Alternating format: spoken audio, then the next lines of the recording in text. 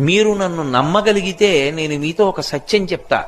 వెంకటేశ్వర స్వామి ఇప్పటికీ వింటారన్నీ. అన్నీ తెలుసు ఆయనకి, అన్నీ తెలుసు. ఎవరిని కొండ మీదకి రానివ్వాలో తెలుసు, ఎవరిని రానివ్వకూడదో తెలుసు. ఎవరు తనకి పరమభక్తుడో తెలుసు, ఎవరు భక్తుడు కాడో తెలుసు. నేను మీకు ఇంకా సత్యం చెప్పాలంటే, ఆయనకి అభిషేకం చేసి స్నానం చేశాక ఇప్పటికి చెమట పడుతుంది. ఆ చెమట తుడుస్తారు బట్టతోటి. ఆ తుడిచిన బట్ట వాసన చూస్తే సువాసనలు వస్తాయి. మొన్ననే నేను వెంకటాచలం వెళ్ళినప్పుడు ఆయన ఒళ్ళు తుడిచిన బట్ట కళ్ళజోడు తీసేయమని నా కళ్ళ మీద పెట్టారు. పెడితే నాకు 1.5 గంట సేపు చల్లతనం వదలలేదు కళ్ళని పట్టుకుని. అంత సువాసనలు వస్తుంది. దివ్యమూర్తి. ఇప్పటికీ ఆరాధన చేసే పెద్దలను అడగండి, వెంకటేశ్వర స్వామి వారిని ముట్టుకున్నప్పుడు పసిపిల్లవాడి శరీరం ముట్టుకున్నంత మెత్తగా తగులుతూ ఉంటుంది అని చెప్తారు.